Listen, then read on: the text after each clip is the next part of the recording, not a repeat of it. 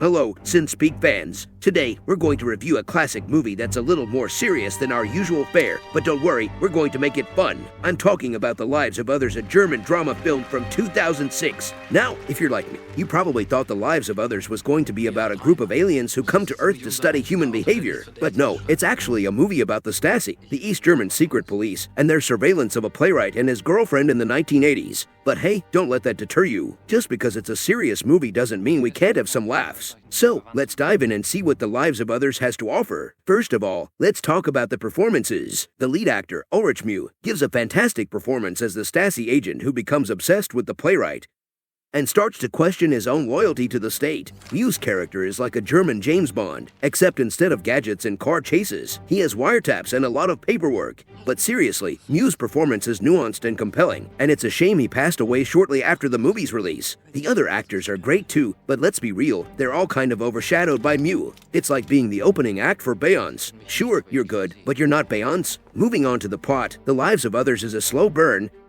but in a good way. It takes its time to build up the tension, so by the time the climax rolls around, you're on the edge of your seat. And without giving away too much, let's just say the ending is ... Well, it's not exactly happy, but it's satisfying in its own way. But let's not forget about the cinematography. The movie is set in East Berlin in the 1980s, and the production team does an excellent job of recreating that era. The colors are muted, the clothing is drab, and everything feels a little bit grimy. It's like watching a movie through a dirty window, but in a good way. And of course, we can't talk about The Lives of Others without mentioning the theme of surveillance. This is a movie that came out before Edward Snowden and the NSA scandals, but it's just as relevant today as it was back then. The idea that someone is always watching, always listening, is a chilling one, and the movie does a great job of exploring the psychological toll that constant surveillance can take on both the watcher and the watched. So, what's the verdict? The Lives of Others is a great movie that deserves all the critical acclaim it's received. It's a thought-provoking drama that will stick with you long after the credits roll. But if you're looking for a light-hearted romp with a bunch of fart jokes, this might not be the movie for you. But hey, if you're feeling adventurous, give it a watch. And if you're still not convinced, just remember, there's a scene where the Stasi agents have to listen to a couple having sex for like 10 minutes straight. If that doesn't sell you on the movie, I don't know what will. Thank you for watching. See you next week.